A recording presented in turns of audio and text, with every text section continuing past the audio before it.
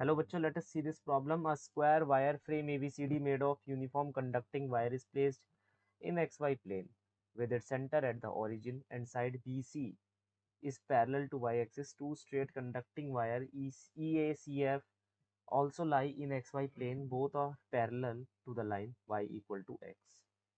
Current I is fed into the square wire frame through EA and current I exit the square wire frame through CF, PQ and R are 3 points as shown in the x-axis segment AC and BD respectively. In each situation, column 1 magnetic field due to only current carrying square wire frame is to be considered.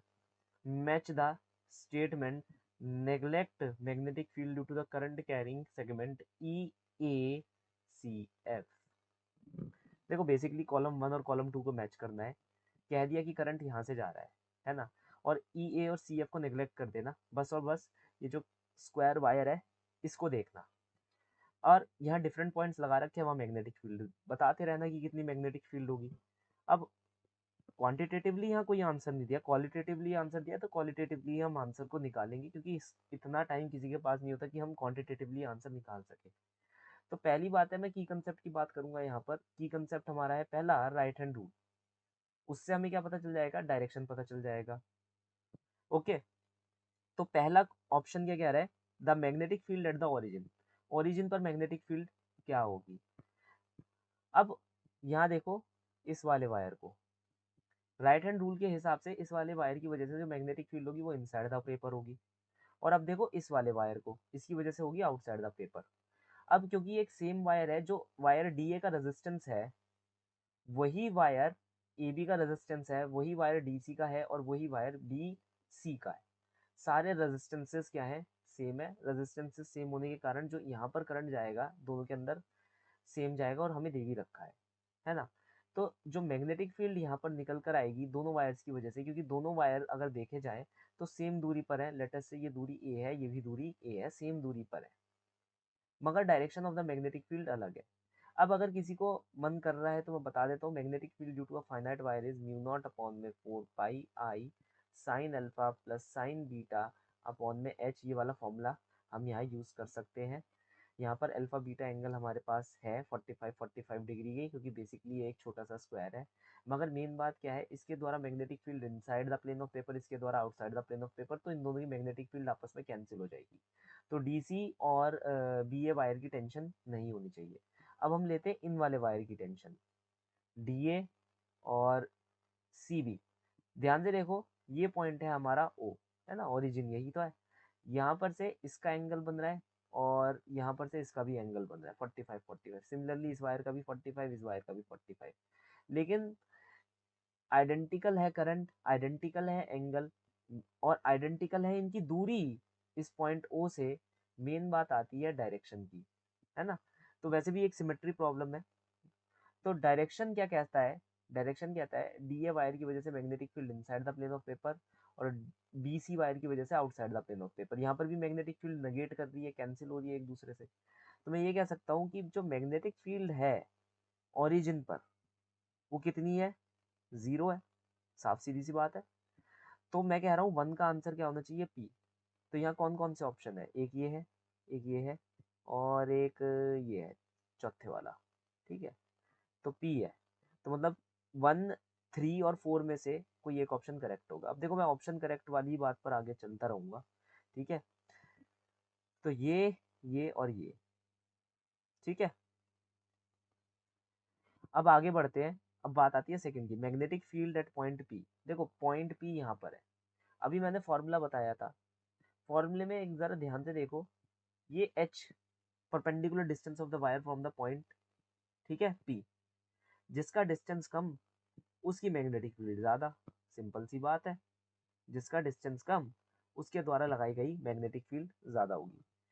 तो अगर मैं यहाँ पर देखूं magnetic field at P, तो वो क्या होगी, एक नॉन जीरो वैल्यू होगी। क्यों, क्योंकि वो वायर बीसी की वजह से होगी, किस साइड होगी, out of the plane of paper. Wire DC की वजह से होगी inside the plane of paper. Wire AB की वजह से होगी out of the plane of paper. और एक चीज देखो यहाँ पर, जो डीसी वायर है और जो एबी वायर है वो सेम डिस्टेंस की दूरी पर है और सेम एंगल सबस्टांड कर रहे हैं, वो सेम एंगल सबस्टांड कर रहे हैं, देख लो चाहो तो अब दोनों का डायरेक्शन अपोजिट होने की वजह से इन दोनों के द्वारा जो मैग्नेटिक फील्ड होगी वो तो जीरो हो जाएगी, तो इन्हें तो भूल ही जाओ। कौन कौन बचा हमारे पास कैंडिडेट? सीबी वायर और डीए वायर। अब देखो डीए वायर का जो डिस्टेंस है वही ज्यादा बड़ा है और डी ये बीसी वायर का जो डिस्टेंस है वो कितना छोटा है, तो ऑब्वियसली जो बीसी वायर की मैग्नेटिक फील्ड होगी वो डोमिनेट कर जाएगी। अब वो है आउटसाइड, मतलब ऐसे ऊपर की तरफ जा रहा है तो उसकी मैग्नेटिक फील्ड आ रही है outside the plane of paper, तो नेट मैग्नेटिक फील्ड क्या होगी? Outside the plane of paper होगी और पॉजिटिव होगी, है ना। तो पहली बात है ऑप्शन होना चाहिए क्यू, क्योंकि वो एक नॉन जीरो मैग्नीट्यूड वाला आंसर निकल कर आ रहा है। ठीक है, फिर किस साइड आ रहा है वो हमारा आंसर? पॉजिटिव जेड डायरेक्शन में, हमारी बाहर प्लेन ऑफ पेपर के बाहर आता हुआ नजर आ रहा है, तो आंसर आर भी होना चाहिए। तो सेकंड का क्या होना चाहिए? क्यू और आर दोनों होने चाहिए। अब देखो पहले वाला भी नगेट हो गया क्योंकि उसमें क्यू और एस है, और दूसरे वाला अभी चौथे वाला कंपटीशन में है, ठीक है, तो उसके अंदर भी क्यू और आर है। ठीक है, तो तीसरा और चौथा में से कोई एक होना चाहिए। अब आ जाओ आप आगे वाले पर, तीसरे वाले पर। मैग्नेटिक फील्ड पॉइंट क्यू पर कितनी होगी? क्यू कहाँ गया? ये रहा। देखो क्यू यहाँ पर है, मैग्नेटिक फील्ड इस पॉइंट पर निकालनी है हमें। ये वाला वायर बीसी और डीसी, ये दोनों अभी भी इससे सेम डिस्टेंस की दूरी पर है। बीसी वाले वायर की वजह से magnetic field outside the plane of paper है, डीसी वाले वायर की वजह से inside the plane of paper है, सिंपल एज दैट। तो इन दोनों की तो नगेट हो जाएगी, तो डीसी और सीबी वायर की तो बात ही मत करना, ये हट गए इसके केस में। कौन कौन वायर बचा हमारे पास? ए बी और एडी, ए बी और एडी। यहां पर से ये लाइन मारी, यहां पर से ये लाइन मारी।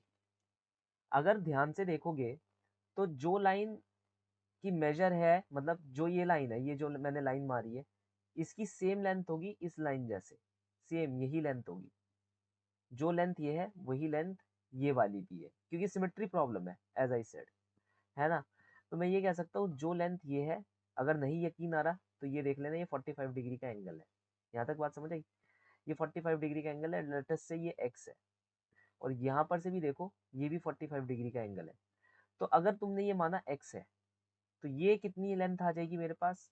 ये आ जाएगी मेरे पास एक काम करते हैं, cos 45 degree equal to X upon this is let's say P, this length is Q A is P, तो क्यू ए मान लो, तो एक्स अपॉन पी।